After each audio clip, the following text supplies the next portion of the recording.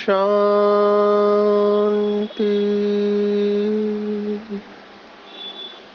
आज 30 अप्रैल 2023 भारत में शनिवार है। Today is 23rd April 2023 and it's a Saturday in Bharat. आज की मुरली का जादुई रहस्य स्वयं को प्रेरणा देने के लिए, magical secrets of today's murli for motivating the self. आज रविवार है तो बाबा के अव्यक्त महावाक्य है। रिवाइज डेट है 14 अप्रैल 1994। मुरली का टाइटल है स्नेह का रिटर्न है स्वयं को टर्न करना। बहुत सुंदर मुरली है। बाबा ने आज की मुरली में जोड़ियाँ बताई है जो बहुत पावरफुल है। ऐसे भी अव्यक्त महावाक्य हाइडोस होते हैं, उसमें बहुत सारे धारणा के राज समाये हुए रहते हैं। प्रॉब्लम और सॉल्यूशन माना समस्या और समाधान दोनों होता है। बाबा आईना देते हैं हमको, जिस आईने में हम अपने आप की चेकिंग कर सकते हैं। सच का सच और झूठ का झूठ स्पष्ट दिखाई देता है। एक एक शब्द बहुत शक्तिशाली होता है। आज की मुरली में जो जोड़ियाँ आई है, जिसके ऊपर पूरी मुरली चल सकती है, वो है व्यर्थ और समर्थ, या सेंट एंड इनोसेंट, दोनों की जोड़ी है। फिर है बातें और बाप की जोड़ी, होश और जोश की जोड़ी है, पुरुषार्थी और तीव्र पुरुषार्थी की जोड़ी है। एक एक शब्द बहुत बहुत इम्पोर्टेंट है। अभ्यास और एक्सरसाइज भी अभ्यास होता है, लेकिन अभ्यास और एक्सरसाइज की जोड़ी है। समान और मान की जोड़ी है। तो आज की मुरली को बहुत बहुत ध्यान से गहराई से समझने की कोशिश करेंगे। बाबा ने बहुत सारा विजुअलाइजेशन भी दिया है। बाबा ने शुरुआत ही किया है कि बच्चे तो सभी है, लेकिन बच्चों में नंबरवार है। जैसे लौकिक में अगर किसी से प्यार होता है तो प्यार का इजहार करते हैं। बाबा ने हमेशा कहा हुआ है कि प्यार करना अलग है और प्यार निभाना अलग है। मैं जब भी कॉलेज में सेशन लेता हूँ तो आजकल के यूथ में मैंने देखा है इम्पल्सिव नेचर होते जा रहा है।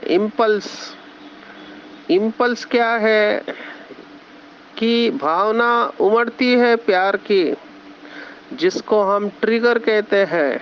किसी को देखकर आपके अंदर वो भावना जागृत होती है।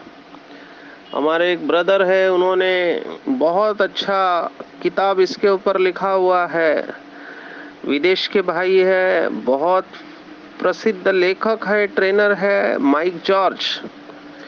उनका एक किताब है, अगर आपको मिले तो ज़रूर पढ़ना चाहिए, पर ये फ्रीली अवेलेबल नहीं है। आपको मधुबन में ज्ञान सरोवर में विदेशियों की लाइब्रेरी है, वहाँ पे मिल सकता है। तो इस किताब का नाम है 7 मिथ्स ऑफ लव। माना प्यार के साथ मिथ्या भाव, इसके ऊपर उन्होंने पूरा प्रकाश डाला है और बहुत ही गहरी बातें उन्होंने बताई है। आज उसमें से एक बात बाबा बता रहे हैं कि सभी कहते हैं कि भगवान से प्यार है, और प्यार है इसमें बाबा ने सर्टिफिकेट दिया है कि स्नेह में सभी पास है। इसमें कोई दो राय नहीं है कि स्नेह में सभी पास है। अगर पूछा जाए ज्ञान योग धारणा तो उसमें नंबरवार है, ज्ञान में नंबरवार है। जैसे कल की मुरली में कहा था, जिन बच्चों में कम ध्यान है उनमें ज्ञान है, उनमें खुशी कम होगी। योग कम है तो शक्तियां कम होगी और धारणा नंबरवार होगी। लेकिन स्नेह में हर एक अपने को नंबर 1 अनुभव करते हैं। और बाबा ने कहा है कि स्नेह सर्व बच्चों को ब्राह्मण जीवन प्रदान करने का मूल आधार है। तो निरंतर ज्ञानी निरंतर योगी नहीं है, लेकिन निरंतर धारणा स्वरूप भी नहीं है। लेकिन अगर स्नेह के बारे में पूछेंगे, निरंतर स्नेही, तो स्नेह में सभी पास है। उसमें भी बाबा ने बताया कोई पास विद ऑनर है और कोई पास है। तो चेक करना चाहिए कि मैं केवल बाप से स्नेह करने वाली हूँ या निभाने वाली हूँ। जैसे आजकल की दुनिया में स्नेह भी कंडीशनल हो गया है, कंडीशन पे लोग स्नेह रखते हैं। भारत में एक ट्रिपलेट बहुत फेमस हुआ कि पहले लोग भावुक थे तो रिश्ते निभाते थे, फिर लोग रिश्तों से फायदा उठाने लगे। अभी तो इतने प्रोफेशनल हो गए कि जहां फायदा है वहीं पे रिश्ते बनाने लगे। It's a downfall. तो देहदारियों का प्यार ये शर्त वाला प्यार होता है। जब कोई पति पत्नी आपस में कहते हैं कि मैंने तुम्हारे लिए इतना किया, इवन माँ बाप अपने बच्चों को कहते हैं मैंने तुम्हारे लिए इतना किया, तुमने मेरे लिए क्या किया। तो जब ये बिजनेस आ जाता है रिश्तों में तो वो स्नेह नहीं रहता है। Expectations is the root of stress. अपेक्षाएं रहती है, माँ बाप की बच्चों से होती है, बच्चों की माँ बाप से होती है, पति पत्नी की पत्नी से होती है, पत्नी की पति से होती है। हर रिश्ते में अपेक्षाएं होते हैं। इसलिए देहदारियों से रिश्ता सदा काल का सुख नहीं दे सकता। आपको मिलेगा लेकिन अल्पकाल के लिए मिलेगा। इन कॉन्ट्रास्ट बाबा ने परमात्म स्नेह के ऊपर मुरली चलाई है। एक जन्म का परमात्म प्यार अनेक जन्म सुख संपन्न जीवन बनाने का आधार है। यही बात माइक जॉर्ज ने भी बताई है बाबा की मुरलियों से ही, कि अगर किसी व्यक्ति को देखकर मेरे दिल में प्यार उमड़ आता है। मुझे यूथ कहते हैं कॉलेज की, सर देखते ही प्यार हो गया। अंग्रेजी में कहते हैं लव एट फर्स्ट साइट। पर मुझे ये समझ में नहीं आता, अंग्रेजी की जो कहावत है, लोग कहते हैं कि I had fallen in love, मैं प्यार में गिर गया, देखते ही प्यार हो गया, प्यार में गिर गया। अभी why people fall in love? You should not fall in love, you should rise in love. मेरे पास जब केसेस आते हैं जिनका लव मैरिज हो चुका रहता है तो उनको मैं पूछता हूँ क्या हुआ, आपका लव मैरिज था, you had fallen in love? तब वो जवाब देते हैं yes sir, I had fallen in love because I was blind. लोग प्यार में गिरते इसलिए है क्योंकि प्यार अंधा होता है, तो अंधा व्यक्ति तो गिरेगा। तो हम यही कहते हैं कि love is very powerful force. I don't even call it emotion, मैं उसको भावना में भी नहीं डालता हूँ। लव एक पावरफुल फोर्स है, और जब आपके अंदर ये पावरफुल फोर्स है तो व्हाई शुड यू फॉल? आपको गिरना क्यों चाहिए? प्यार में तो उठते हैं लोग। लेकिन ये हद का अल्पकाल का प्यार जिसे हम प्यार समझते हैं, एक्चुअली उसके पीछे डिपेंडेंसी होती है जो गिरते हैं। डिपेंडेंसी माना मुझे सामने वाले से कुछ चाहिए तब मैं उनसे प्यार रखूंगा, कुछ ना कुछ एक्सपेक्टेशन होती है। आप देखो, देहदारी माना उसकी जरूरतें होती है, शारीरिक, मानसिक, भावनिक, कुछ ना कुछ उसको चाहिए रहता है जो उसको मिलता है। और बाबा यहीं पर हमारे बीच को पकड़ता है। बाबा ने एक मुरली में कहा था कि दुनिया में दो चीजें हैं, व्यक्ति है और वस्तु है। व्यक्ति से प्राप्ति, वस्तु से तृप्ति होती है, और ये दोनों चीजें आपको एक बाप से मिल सकती है।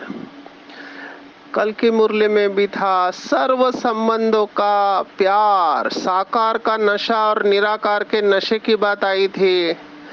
तो सर्व संबंधों का प्यार आप एक बाप के साथ अनुभव कर सकते, जो संबंध आपको खींच रहा है। और दूसरा निराकारी, अंदर से जितना भरपूर होते जाएंगे उतना आपकी डिपेंडेंसी, दूसरों के ऊपर अवलंबित होने की वृत्ति समाप्त हो जाएगी। इसी को कहा बाबा ने निराधार तपस्या करना। ऑटोमेटिकली साक्षी अवस्था भी आते जाएगी, संपूर्णता के नजदीक जाएंगे। इतनी गहरी बात है ये। अगर आप गहराई से भी सोचो, किसी को देख के अगर आपके अंदर प्यार की भावना उमड़ती है तो वो भावना बाहर नहीं है, आपके अंदर ही है। मतलब प्यार आपके अंदर है, सिर्फ दूसरा ट्रिगर का काम कर रहा है। अभी देहदारी सदा काल के लिए हमारे साथ रह नहीं सकता है, ये भी वास्तविकता है।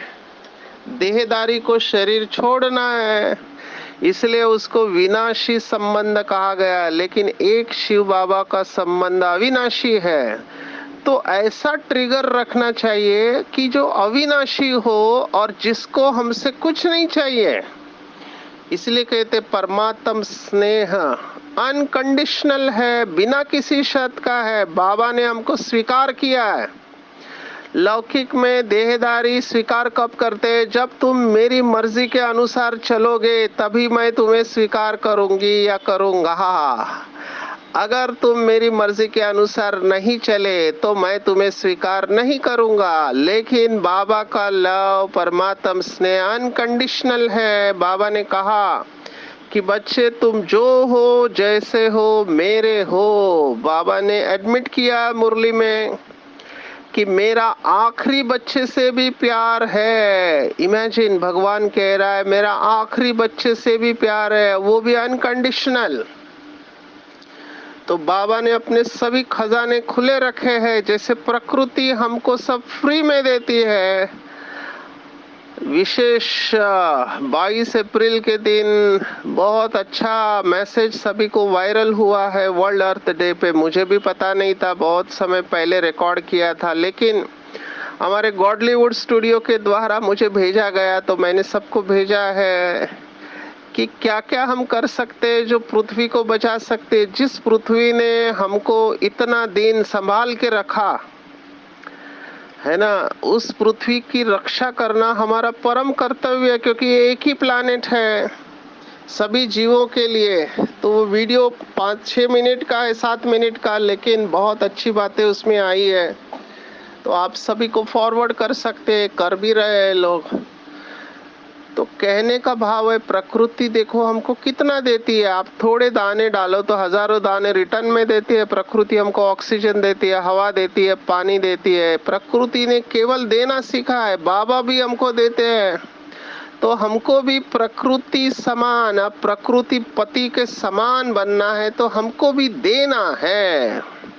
इसको अंडरलाइन करेंगे। प्यार मांगा नहीं जाता है, प्यार दिया जाता है। जिस दिन हम मांगने से देने पर आ जाएंगे उस समय हम बाप समान अवस्था के नजदीक होंगे। लेकिन देंगे कब?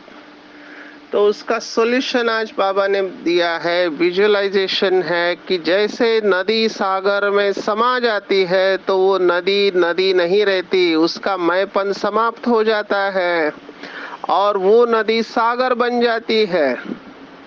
ऐसे हम भी सभी बाबा के बच्चे नदियां हैं। जब हम नदी उस स्नेह के सागर में समा जाएंगे तो हम भी मास्टर स्नेह के सागर बन जाएंगे और तभी हम दूसरों को दे पाएंगे।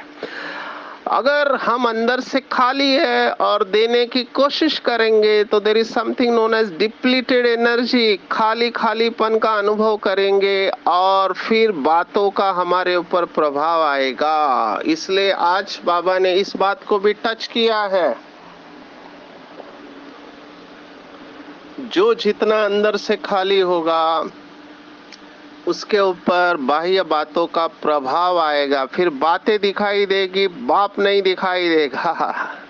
या तो बातें है या तो बाप है ना। और बाबा ने स्पष्ट कहा जहां बाप नहीं है वहां पर पाप है, क्योंकि माया की दुनिया है।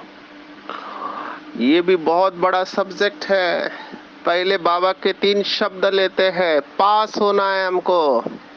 पास शब्द भी इतना सुंदर हो सकता है, ये केवल भगवान ही बता सकता है। एक पास अगर हम करेंगे तो बाकी 2 पास अपने आप हो जाते हैं।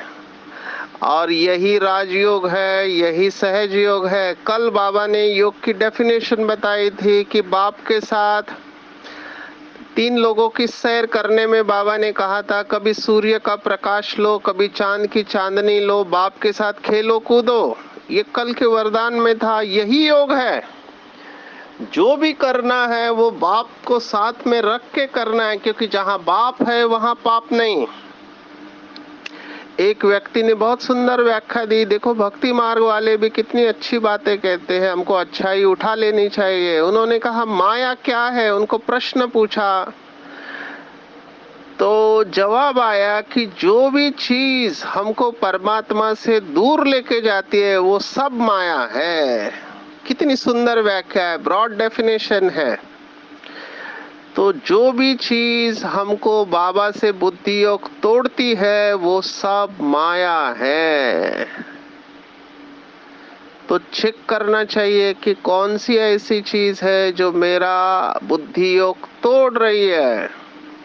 और आज पूरी मुरली उसके ऊपर है। तो बाबा ने कहा इसका सॉल्यूशन है पास रहना है, बाबा के साथ रहना है, खेलना है, बाबा के साथ खेलना है। तो बाबा के साथ हंसना, गाना, नाचना, खाना, खेलना, कूदना सब बाबा के साथ है तो वो निरंतर योगी है। बाबा ने एक मुरली में कहा था कि आप लंबे समय तक बीज रूप अवस्था में रहेंगे तो बोर हो जाएंगे, इसलिए वैरायटी अनुभव करो दिन भर में। इसीलिए सर्व संबंध दिए गए कि एक संबंध से आप भरपूरता का अनुभव नहीं करें तो दूसरा संबंध। तो ये सर्व संबंधों का सार वाली याद चाहिए। तो जब ऐसे बाबा के पास रहेंगे तो बाकी 2 पास अपने आप हो जाते। वो माना परिस्थिति को पास करेंगे और हर परिस्थिति में पास होंगे। तो परिस्थिति को पास करना है और हर परिस्थिति में पास होना है, इसके लिए बाबा के पास रहना है। अभी ये पास क्यों नहीं रह पाते हैं बाबा के, जबकि इतने सारे फायदे हैं, पास क्यों नहीं रह पाते? उसका कारण है बुद्धि में चलने वाले व्यर्थ संकल्प। बाबा ने ये प्रश्न पूछा है, पास रहने में तो आनंद ही आनंद है, तो आनंद ही आनंद इतनी सर्वश्रेष्ठ अवस्था है, फिर हमेशा नंबर 1 क्यों नहीं रहते? क्योंकि समथिंग, आज बाबा ने कहा समथिंग है, लेकिन समय प्रति समय स्नेह की शक्ति से पास करना इतना सहज ही हो रहा है और होना ही है। और जब ऐसा सहज होता रहेगा या हुआ ही पड़ा है, ऐसा जब अटल निश्चय, नशा और अनुभव होगा तब बाबा ने कहा क्या होगा? तो बच्चे दिल तख्त नशीन और नैनों के नूर बन जाएंगे। तो चेक करना है क्या मेरी ऐसी अवस्था है कि मैं बाबा के दिल तख्त नशीन और नैनों की नूर हो। बाबा के महावाक्य जो बहुत बार सुने, वर्थ रिपीटिंग, जिनकी नयनों में बाबा समाया हुआ रहता है, दिल में बाबा समाया हुआ रहता है, वही दूसरों को नजर से निहाल कर सकते हैं। बाबा ने आज और एक फैक्ट, सत्य को रखा है। जो साइंस की साधन है उसके बारे में बाबा ने कहा कि साइंस के साधनों की रफ्तार भले कितनी भी तेज है, और साइंस की रफ्तार साइंस द्वारा कट भी सकती है, लेकिन आत्मा की गति को अभी तक न कोई पकड़ सका है, न पकड़ सकता है, माना भविष्य में भी नहीं पकड़ सकता है। इसमें ही साइंस अपने को फेल समझती है, और जहां साइंस फेल है वहां साइलेंस की शक्ति से जो चाहो वो कर सकते हो। आत्म शक्ति की उड़ान तीव्र गति की करो, चाहे स्व परिवर्तन में, चाहे किसी की वृत्ति परिवर्तन, चाहे वायुमंडल परिवर्तन, चाहे संबंध संपर्क में परिवर्तन, तीव्र गति लाओ। और तीव्रता की डेफिनेशन बाबा ने बहुत मुरलियों में कहा है, तीव्र पुरुषार्थी माना सोचा और हुआ, उसमें टाइम नहीं। इसी को सिद्धि स्वरूप कहा गया है। सिद्धि स्वरूप आत्माएं संकल्प करेंगे और उसी क्षण वो बात हो जाएगी। तो ये सिद्धि स्वरूप की निशानी है। मुझे याद आ रहा है, रिलीजियस विंग का कॉन्फ्रेंस था, दादी जान की स्टेज पर थी, आजू बाजू में सभी धर्म महात्माएं बैठे हुए थे, और दादी ने आह्वान किया कि ये परमात्मा का कार्य चल रहा है, आप सब अपना तन मन धन इसमें सफल करो। तो दादी का कहना और वहां पे स्टेज में बैठे हुए एक धर्म संत आत्मा ने अपनी जमीन ईश्वरीय सेवा के लिए दान करना, यह है सिद्धि स्वरूप, माना सोचा और हुआ। उसको भी प्रेरणा है, इतना अच्छा काम कर रहे हैं। तो देखो, बाबा ने कहा था कि आगे चलकर ये सभी आपके सहयोगी बनेंगे, माना दुनिया में हाहाकार होगा और आपका जय जयकार होगा। जैसे जब भारत पाकिस्तान हुआ तो चारों तरफ हाहाकार था, हम सब कहानी जानते हैं, लेकिन बाबा के घर में गाड़ियों की गाड़ियां सब्जियों की सब ला के दे रहे थे, और एक खरोच भी नहीं आई किसी को। तो ये बाबा की पालना है बच्चों की। तो बाबा ने कहा तीव्र गति का पुरुषार्थ करो, ऐसे नहीं सोचा और सोचते हैं कर लेंगे देखेंगे, नहीं।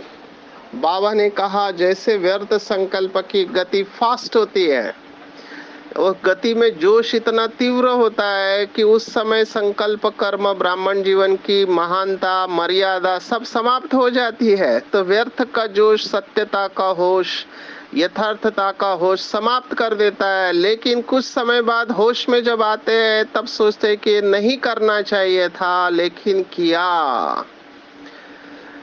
तो ये माया का वार है जो अयथार्थ को यथार्थ समझते हैं।